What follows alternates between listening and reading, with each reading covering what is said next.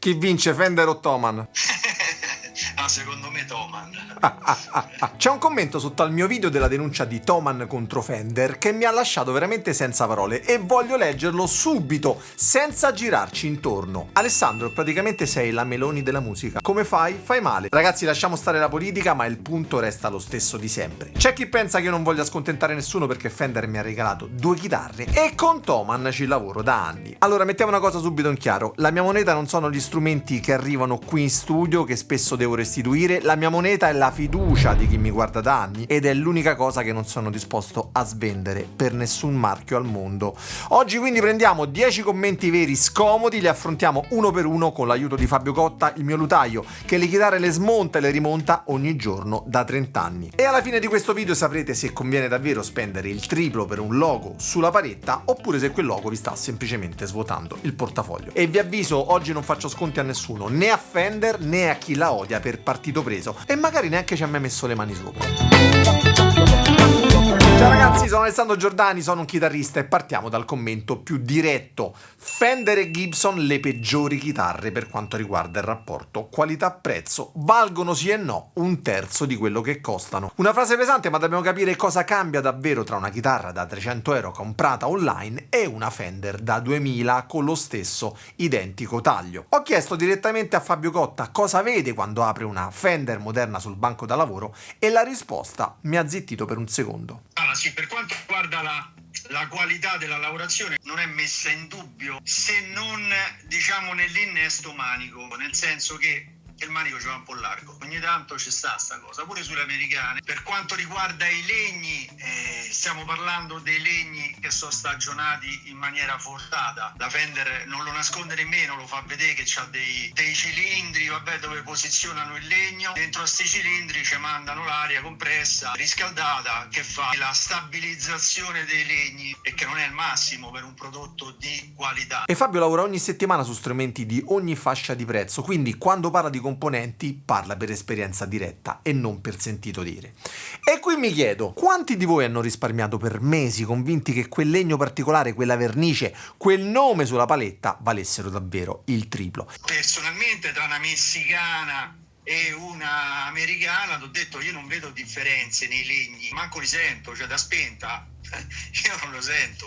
Poi pure l'esperienza che abbiamo fatto con la modifica della Squier, no? Quella chitarra comunque si difende benissimo e stiamo a parlare della Squier, cioè non è nemmeno una messicana, è una chitarra cinese fatta con i legni giusti. E quanti invece provando una chitarra che costa un terzo del prezzo si sono resi conto che suonava praticamente uguale? Scrivete marca e modello della chitarra economica che secondo voi suona meglio di una top di gamma, vediamo chi vince la sfida del rapporto qualità-prezzo. C'è poi un commento che tocca il portafoglio. No, non cambierà il mio prossimo acquisto. Io suono da cani ed ho 5 chitarre Harley Benton, una per tipo. Non mi sarei mai potuto permettere una Fender o una Gibson. E poi perché? Tanti auguri a te, suona uguale. Chissà, se non fosse esistito Thomann non avrei nemmeno iniziato. Ragazzi, sono d'accordo, ho recensito vari Harley Benton e sono delle ottime chitarre, specie per chi inizia. E se in alcune serie la forma è simile alla Stratocaster, voglio andare dritto al punto più scomodo di tutti, quello che riguarda chi ha inventato davvero la forma. Ragazzi, ma se il video vi sta piacendo, prendete una sentenza e giudicatela sul pulsante mi piace e doppio mi piace, non azzardatevi mai a iscrivervi a questo canale, non vi voglio. Sappiate però che solo a 100.000 iscritti vedrò perché non dovete iscrivervi al canale mai. E un altro utente scrive: per me una cosa è la forma double cut, una cosa invece è una scansione 3D replicata con macchine CNC. Fender punta sull'opera d'arte per estendere il copyright fino a 70 anni dalla morte di Leo Fender. Ho girato subito la domanda a Fabio Cotta perché su questo terreno serve qualcuno che la storia degli strumenti la conosca davvero e non soltanto per sentito dire. Ma secondo me Fender quello che ha fatto c'aveva un concorrente, no? Che era forte e ce l'ha ancora, che è Gibson, e per cui hanno voluto fare una chitarra che costava pure qualcosa di meno perché c'aveva un processo di lavorazione molto più easy e che comunque portava dei risultati, vedi la Telecaster. Quindi quelli si sono inventati con 2 legnetti incollati una chitarra che poi è uscito fuori in chitarrone. Quello che ha fatto Fender infatti non è stato inventare la tecnica, è stata renderla industriale. Ha progettato un sistema con 4 viti, una piastra metallica e un incastro standardizzato che permetteva di produrre manici intercambiabili in serie, con delle tolleranze precise, in un capannone e non in un laboratorio di un artigiano. tanto di cappello a Leo Fender che ci ha avuto questa intuizione senza fare grandi sforzi per un'aggiunzione come invece l'aveva fatta Gibson, perché sicuramente c'ha l'innesto più complicato che esiste tra manico e corpo della Les Paul, e si sono inventati un innesto semplice e che però ha una funzionalità legato forse pure al ponte, al passaggio delle corde che passano attraverso il corpo, insomma hanno fatto proprio bingo con sta chitarra, bisogna dargliene atto, insomma. Poi dopo è arrivata la Stratocaster e anche lì tanto di cappello, insomma. Inventare una tecnica e renderla producibile su scala industriale sono due mestieri completamente diversi. Il primo infatti è artigianato, il secondo è ingegneria. E su questo secondo punto Fender ha davvero cambiato le regole del gioco negli anni 50. Ma se pensate che la questione sia complicata, aspettate di leggere il prossimo commento, quello che secondo me mette davvero in crisi l'intera causa legale. Ma poi qual è la vera Fender Strat? Dal 1954 al 1960 ogni anno è diversa, poi si cambia nel 1962 e di nuovo nel 65, dal 66 al 69 una giungla, nel 70 cambia di nuovo e poi ancora nel 74 e nel 79, poi ci sono le 80 e così via ragazzi, fino ad arrivare alle giapponesi, all'American Standard eccetera eccetera. E qui i numeri parlano da soli, la paletta è cambiata più volte, spessore in angolazione, il raggio della tastiera è passato da un profilo più curvo dei primi anni a uno più piatto negli anni 80, persino il corpo ha visto delle variazioni nel contour, nello spessore e nella posizione dei fori. Per me, che non sono un avvocato, è complicatissimo dire che una forma è unica e distintiva, se la stessa azienda l'ha modificata molte volte nel corso dei decenni. E un giudice si potrebbe chiedere: quale versione stai proteggendo esattamente? Quella del 54? Quella del 62 o quella del 79? Ed è proprio qui che arriva la domanda che conta davvero, quella che si sono fatti in molti nei commenti. Cosa sta proteggendo Fender oggi? Un'idea generale di chitarra a doppio corno oppure un disegno tecnico preciso con delle misure esatte? Perché se la risposta è la prima, allora il problema riguarda chiunque costruisca una solid body con quella silhouette. Se è la seconda, il discorso si restringe parecchio e la discussione sul furto della forma diventa irrilevante. C'è poi un commento che sintetizza tutto in un'immagine semplicissima. Scusa, non sono d'accordo quando dici che la Strato è una forma utile come un chiodo o una vite. Si può costruire chitarre altrettanto efficaci senza usare la stessa forma. La domanda ragazzi tocca un nervo scoperto. Esiste una differenza netta tra una forma nata per risolvere un problema pratico e un'opera d'arte. Un chiodo ragazzi ha una punta perché funziona meglio per bucare, la stessa cosa la vite.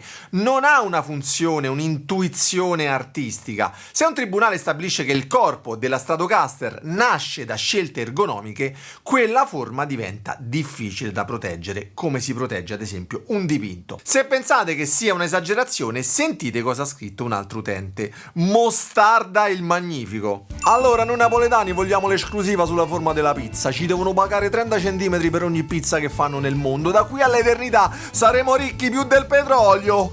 Ragazzi, scusate, non sono napoletano, ci ho provato, perdonatemi, ma non è così lontano da quello che è successo davvero in un'aula di tribunale. E qui preparatevi perché quello che ha scritto il giudice tedesco nelle motivazioni sembra uscito quasi da un romanzo più che da un documento legale. Ha paragonato infatti le curve del corpo della chitarra a qualcosa che non c'entra nulla con la musica e proprio quella frase oggi sta facendo tremare ogni produttore di chitarre in Europa. Nel testo della sentenza il giudice arriva a descrivere le curve del corpo come una reminiscenza di un corpo femminile e il corno allungato in alto come un gesto che si protende verso qualcosa, non semplicemente una forma pensata per bilanciare il peso. E qui entra in gioco un altro commento, quello sulla portata geografica di questa sentenza.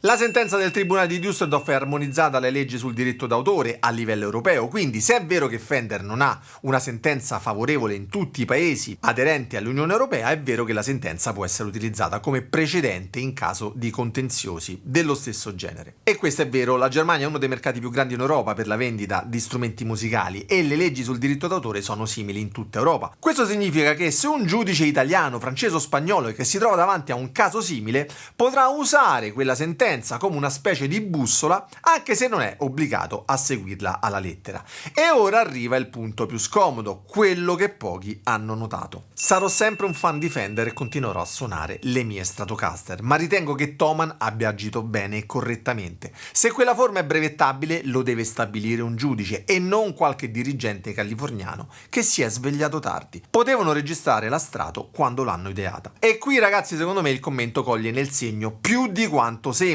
L'azienda cinese, infatti, che è finita in causa, non si è mai costituita in giudizio e questo ha portato a una sentenza per assenza della controparte, non a una vittoria ottenuta dopo un confronto reale tra prove e argomenti tecnici. È come vincere, no, una partita a tavolino perché l'avversario non si presenta, oppure vincerla giocando 90 minuti veri contro chi si difende con le sue armi migliori. Il giudice ha dato ragione a Fender non perché abbia analizzato a fondo se la forma sia un'opera d'arte, ma perché nessuno ha argomentato il contrario. E questo ci porta alla domanda iniziale: a chi dovete dare i vostri soldi? Ad oggi la situazione è questa: da una parte Fender, che ha usato quella vittoria come leva per intimidire aziende più piccole, e dall'altra Thomann, che invece ha le spalle larghe per presentarsi in aula e discutere davvero il merito della questione. E quindi torniamo a quel commento di apertura, quello che mi paragonava alla Meloni perché tiro dritto per la mia strada senza curarmi di chi mi critica. Dopo tutto quello che vi ho detto oggi, spero che sia chiaro che non sto proteggendo Fender e non sto facendo il tifo per Thomann, sto solo dicendo la cosa più scomoda di tutte: a suonare sono i legni, l'assemblaggio, l'elettronica e le mani di chi l'ha montata, esattamente le cose di cui abbiamo parlato con Fabio in questo video. E in Fender questa qualità ha un prezzo. Ma infatti loro a 2000 euro non te lo vendono un prodotto di qualità, cioè a noi ci sembra tanto 2000 euro, ma magari un americano per loro è poco, capito? È una chitarretta economica, una chitarra americana economica. Io penso che la vedano così. Poi ti dicono: te vuoi comprare la chitarra, la Fender buona? La Fender buona costa 5, 6, 8 mila euro, quello costa, cioè la devi fare il liutaio, la devi fare il reparto dove ci sono gli liutai, e allora lì ci avrai legno che sicuramente fanno stagionare l'aria, hanno dei legni che selezionano per bellezza e se li tengono da parte per fare una stagionatura naturale. E quindi le chitarre, poi quando pure tu dici: oh ammazza, sono la tua chitarra, mi era piaciuta quella da 8.000 euro, 8.000, la Landau Masterbuilt. E certo, cioè se ci metti tutto, capito, le accortezze su tutto, poi alla fine esce fuori un super chitarrone, però stiamo a parlare di 8-10 mila euro. E quanti di voi proprio in questo periodo vogliono comprare una chitarra nuova e si ritrovano con molti più dubbi di prima dopo aver letto tutti questi commenti? Non preoccupatevi, perché il video che sto per consigliarvi serve esattamente a questo. Non guardate il prossimo video se vi fidate della pubblicità, guardatelo solo se volete il metodo con i miei 4 pilastri che uso con i miei studenti da anni e una checklist pratica che vi permette di entrare in qualsiasi negozio, ignorare i cartellini del prezzo e capire in 60 secondi se quella chitarra vale davvero i soldi che costa. Trovate il video qui sotto in descrizione e guardatelo prima di spendere i vostri soldi. Ciao ragazzi, buona musica! Quando vince Fender è la fine. È la fine per tutti.